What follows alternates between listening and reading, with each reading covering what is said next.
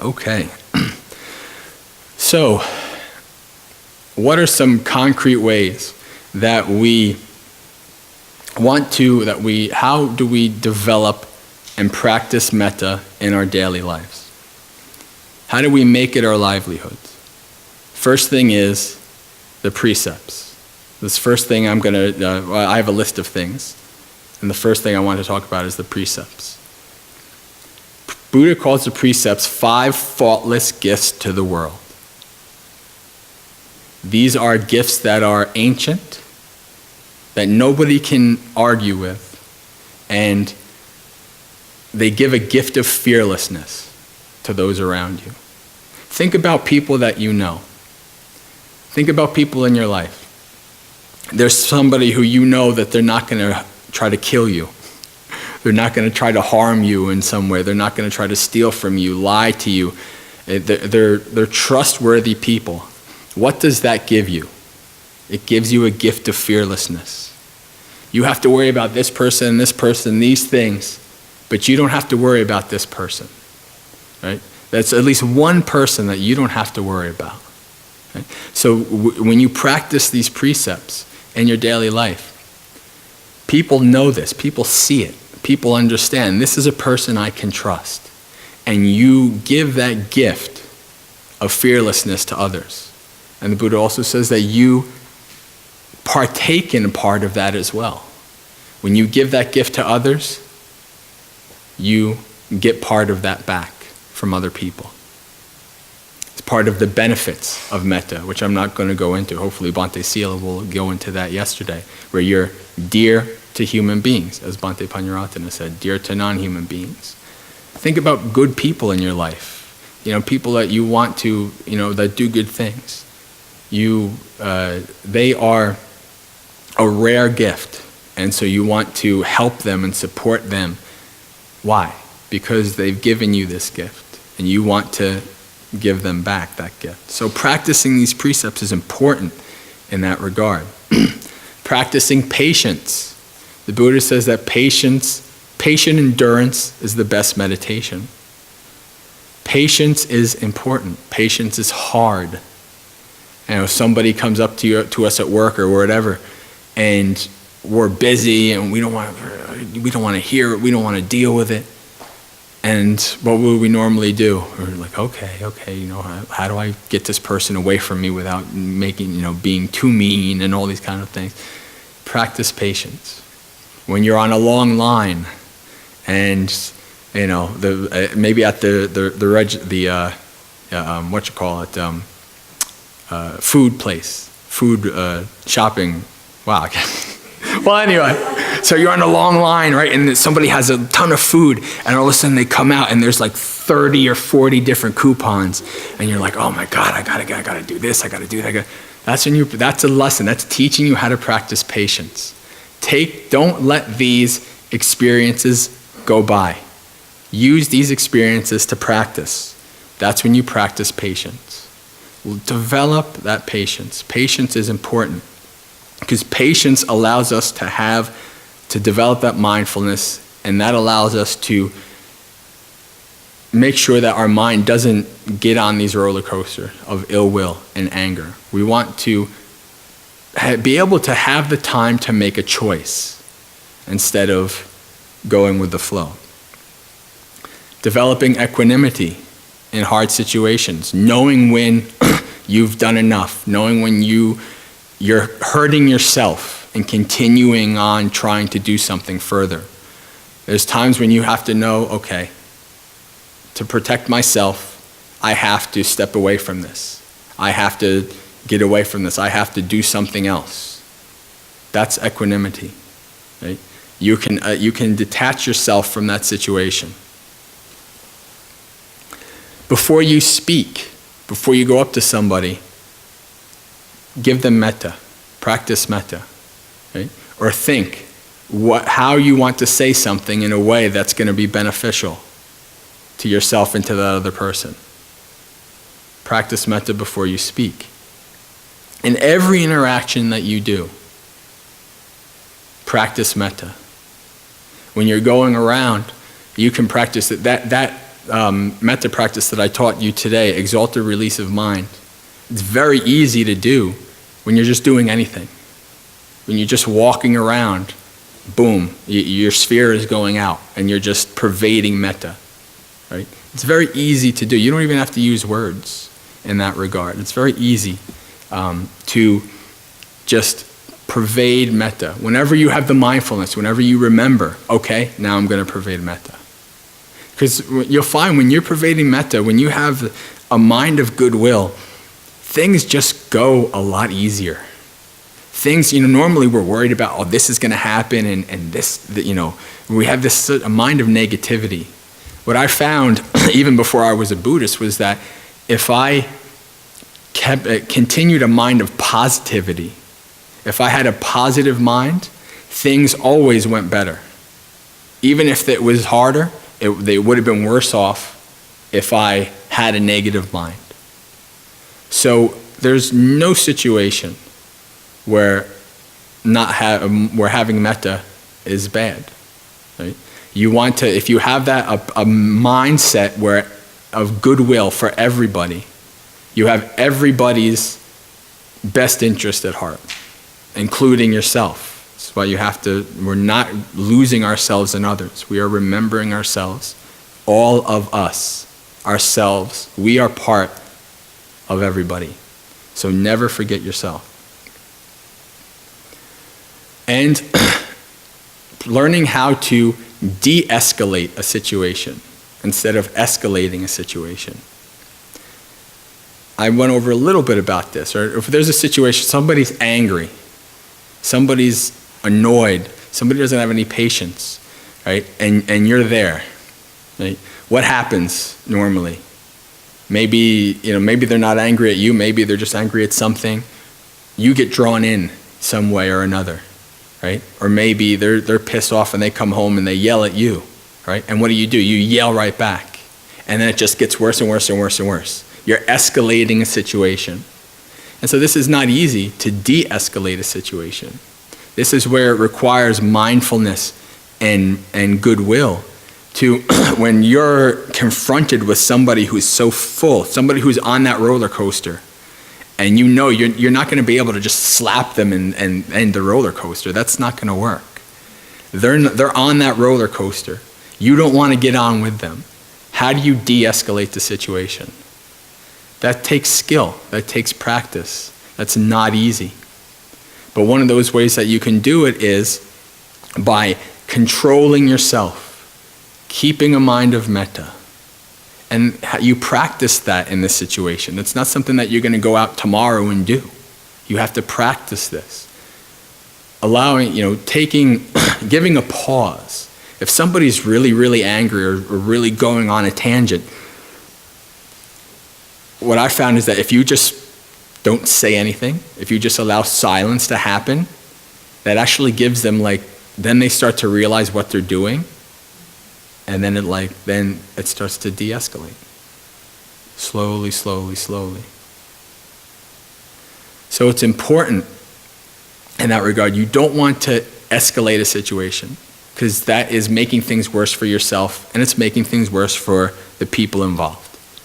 Being able to de-escalate a situation is practicing metta for yourself and for others. And so those are very basic, general ways on how to practice metta. How about some more specific with family and friends? Now this is often, the closer the people are to us, this is often the hardest, right? Because we have a strong attachment to these, family and friends. We have a strong bond with them. And so, if they do something we don't like, or if they go against it, it hurts even more, right, than a stranger, because we have this attachment. So with family and friends, it's important to be able to develop equanimity. Oftentimes it's very easy to practice metta, or to have the feelings of goodwill for family members and friends. Now, when there is a time where maybe you don't have that goodwill, then you practice goodwill, practice metta for that person. But you also want to practice equanimity. not only for family members, but for everybody in these situations. But for a family member, there's many times, many people come, they have lots of hard situations, where they can't, it's very easy if you're living with people, if you go to school or you go to work with people, and okay, I have to deal with this person for 8 hours, and then I can go home and be away from them. But that, when you have to live with somebody, it's a lot different. It's a lot harder in that regard. So this is why developing equanimity is important. Because what we don't want to do is we don't want to enable bad behavior. That's important. With our relatives or with our children, with our parents even. There's been people here who come here and their parents are, they say, how do I have metta for my parents? Right? So we don't want to enable bad behavior. We want to be able to have goodwill and compassion and love for our family members. But we have to be able to protect ourselves and do what we feel, what we can see with awareness, with mindfulness and insight is in the best interest for them and for you. So another good way of practicing metta is to really listen. Sometimes people don't need for you to say something. Sometimes it's just important to listen. Just be an ear for this person. A spouse or whoever comes home and they're angry and they had a bad day at work. Don't escalate it. De-escalate it. Listen. Just be a kind presence. If you've ever been in the presence of somebody who really emanates metta, it's just such kindness, safety, security, like you're not getting judged at all. Right? You want to practice that. Practice really listening, giving an ear, trying not to be too judgmental with this regard. And of course with kids, most of my adult life I worked with kids in one aspect or another. So I've seen a lot of things relating to kids and parents today, and one of the things that I would like to say in terms of metta is allowing your children to grow. Right? These days it's very common for people to be very controlling of the children, and the children can feel very stifled and feel very very locked in, and instead of maybe I'm almost 40, so I'm not that young, and I'm not that old, but I remember what it was like to be able to just go out and play and do all these kind of things that kids used to be able to do. Whereas today it's very restricted and very regimental and all these kind of things, and kids are getting very stifled. So we really want to think about practicing this metta for the children and allowing them to be children, allowing them to grow. Children, if you, sometimes that's hard because it requires some equanimity. Parents don't want their children to get hurt. They don't want anything bad to happen to the children. But if the children don't learn and don't understand from bad experiences, right, how do they know how to become, when they become adults, how to handle things in life? So it's important to have that, to have metta for children in this regard. Examine your own intentions and examine what you really feel is best for the children. So what about work or school? But when you're at work, you're at school, whatever, at your desk, just when you have a second, when you remember, when you have a mindfulness, boom, emanate metta out to everybody at work, all your coworkers. When you're walking around, just emanate metta. Pervade your metta. Put that sphere out and encompass all of wherever you're working, office building, whatever building, and just pervade, you can really see. It's easy in some ways to have metta and compassion for your coworkers because you're doing the same job in many ways that they are, so you understand a little bit more what they're going through. So you can, have compassion for them and have metta for them. And for the people who don't like you or cause you trouble, have equanimity for them, You practice this with your coworkers because you're gonna be with them for at least 8 hours your day, sometimes more. And so in 8 hours is is a big chunk of your day. So you want to make that 8 hours as heavenly as possible, as opposed to like a hell. So having mudita, having appreciative joy for others. Somebody gets a promotion, instead of, oh, I deserve that promotion, blah, blah, blah. Okay, I didn't get this promotion, it's okay. I have joy that they got this promotion, or that they got this, or that they got that. Having compassion for your coworkers. And sometimes just being able to pause at work is very important. As a practitioner, what you can do, what you have a unique ability to do, is actually provide an atmosphere that people might not experience otherwise. I'll give it an example. When I was in Child Protective Services, and I had my own little pod, and on the outside of my pod I had for all my case files there was a cabinet, and I was getting into Buddhism, and I liked had all these kind of things, and I found at a store that there was this 1 foot square Zen garden. And I was like, what? I'm going to have a Zen garden at my desk. I'm going to have fun. And, when I need to, I'm going to take time and practice. And, just take a breather out of my day and practice and play in the sand, right? And so then I put it there, and I would just do it. And then I noticed as people were coming to talk to me, then they would start playing with the Zen garden, right? And then it kind of took off from this thing. I didn't even expect it. It was just for me to play with the sand a little bit.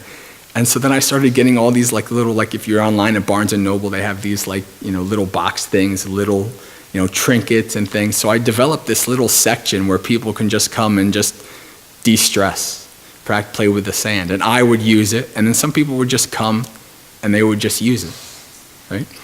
And so it wasn't something that I intentionally begun, but it was something that became metta for my coworkers, right? It became something that they knew that they could come here, de-stress for a couple minutes, talk to me about whatever, and then go on with their day. So this is the power that you have to help others at work. Instead of thinking of it as just, well, it's I have to do this to get paid, then I go home. What can you do? Not only for other people, but for your own practice, practicing metta, practicing meditation, all these kind of things. You can do this at work. So it's important to keep that in mind. So, what about society? Just society in general. One of the things that we do here is when we're walking, when a car goes by, we wave, right? So this is one of these things that you can do. And when you go for a walk the next couple of days, practice wave. And when you're waving, you can give metta to that person. And one of the things that we use is a Pali word called sukhihotu, which means may you be happy. So it's very easy to say sukhihotu in your mind. Just to give metta to people as you're going about in society. If while you're driving, you're stuck in traffic, while you're on public transport, whatever, during these times, you can, have this mind of metta. You can wave. You can even just give a smile. You know how a smile is such a small thing, but it's such an important thing that can really change people's days. So it's important to be able to do that.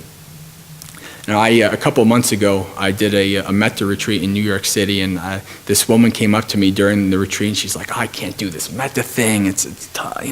She had all this negativity, and the last day, she came up to me afterwards, she's like, yesterday I went out and I was waving and practicing, and this was in New York City. She's like, I'm practicing metta and I'm waving, and there was a woman, came and I offered to help her bring in her groceries and all this kind of stuff. And I said, wow. Now she's practicing metta. Of course, I don't know if I would do that in the middle of New York City, but it's like that's the power of metta, what metta can do. So it's important to think about that in society, just giving a smile. Before I had my career when I was younger, And when I worked a lot of different jobs, there's jobs where I had to be like on a register, and I hated being on a register. There's people coming, like just lines and lines of people for 8 hours a day. And most of the time, the people were they were on the phone, or they didn't care, they were grumpy or whatever. They just wanted their cigarettes and their coffee, and they didn't want to, you could have been a robot. It doesn't matter. And so I'm on this register, and I'm like, all this negativity in my mind, and I can't believe I'm doing this. When is the shift almost over? And then all of a sudden, one person just goes, "Oh, hi Joe, how are you doing today?" And you perk up because you hear your name. I'm like, oh, I'm not a robot. Wow. Like somebody decided to engage you. Somebody decided to, with a smile, say, you saw that your name tag, called you by your name, said hello. How are you doing? That very simple thing, just very simple little silly thing. All of a sudden your mind goes from all this negativity and to boom, you're happy. Your mind is peaceful and calm. And then what happens? Okay, that person leaves, and then the next person, and you're like, oh, okay, I'm back. But just for that one split sec, for that one period of time, that person gave you a gift, didn't they? Just by having that basic metta, that basic kindness, to the basic humanity of calling you by your name. So remember that, and ever since that happened, every time I was online, I remembered that. And I would say, hello, how are you, call them by their name, talk to them, because I remembered how it felt. That's part of compassion, is the understanding. I knew how it was, so I know what they're going through. And I want to do something good for them. That's part of that compassion. So it's important to, and this also helps us to not get caught up in the world sucks and human sucks. These people, humanity's a virus and all these kind of things. And it's just, that's no way to live. That doesn't help your mind. That doesn't, it's just such a negative mind state that doesn't help you, and it certainly doesn't help the other people that you're going to come into contact with. So it's just so much better in that regard to practice metta. And not only for humans, but also for those that we don't like too much, like bugs and animals. Oh, well, of course, so, usually it's really nice and easy to have, I have metta for those cute little dolphins and kittens and all these cute little animals. And then a spider comes, die, right? But metta has no barriers, no limitations. All of these beings, we want to have goodwill towards. Now that doesn't mean that we're going to be like, oh, come here, poisonous snake or spider. That's where compassion with wisdom, that's where wisdom is important. Metta is not like, oh, I love you, big anaconda, spider, snake. That's not metta. That's you understand, okay, even if it's like a poisonous snake, a poisonous spider, whatever, I have metta for you being. We can't really live together because either you're going to kill me or I'm going to kill you. So maybe we can find a way that we can live separately or whatever. But, you can have metta for this being. So, when you see a spider, when you're in your kutis or whatever, and you see a spider or being, have metta for it. If you don't want to go to sleep with it, you don't want to live with it, at least try to, capture and release. Bring it outside. There's some big spiders. I went to my kuti one day and I went to lie down, and right here, there's a spider probably about half the size of my hand just hanging out, boom. And I'm like, oh, hello, friend. Yeah. I have metta for you. And then I came and I got the capture and release and I took him outside. So this is important. We don't want to limit this. And when you see that kind of aversion towards a specific something, that's where you practice your metta. You have an aversion towards spiders. You have an aversion towards whatever. Practice your metta. There's a sutta where the Buddha, what happens is a monk gets killed by a snake. And the monks go to the Buddha and they say, this monk got killed by a snake. And the Buddha says, well, if the monk had metta for the snake, he wouldn't have gotten killed. And so people think, oh yeah, that's ridiculous. How can you think about that? But what the Buddha taught in that was practicing metta towards all of these beings that they have the potential to hurt you, but you practice metta towards them. And it says, I have metta for those with no feet, with 2 feet, with 4 feet, with many feet. And it says, may those with many feet, 2 feet, 4 feet, may those with these kind of feet not hurt me. So I have metta for you. Please have metta for me. Don't hurt me. Go. So it's important that you practice this. And being in warmer weather here in the woods, you have ample practice for that.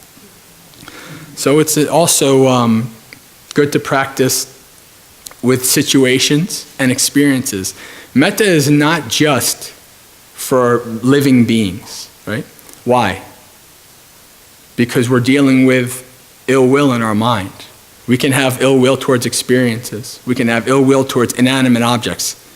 Dang microphone, stupid this, stupid that. It's not that, we really think that this inanimate object is a being and we really hate it. It's just, it's aversion in our mind. And this is the focus of that aversion at the time. So what you do, whatever experience, whatever thing, whatever situation, you practice metta towards that. It's not like you're saying, microphone, may you be well, happy, and peaceful. But you say, okay, sometimes it's, I've anthropomorphized things sometimes, like, thank you very much for teaching me this lesson, this kind of thing. Finding ways that help you in this regard.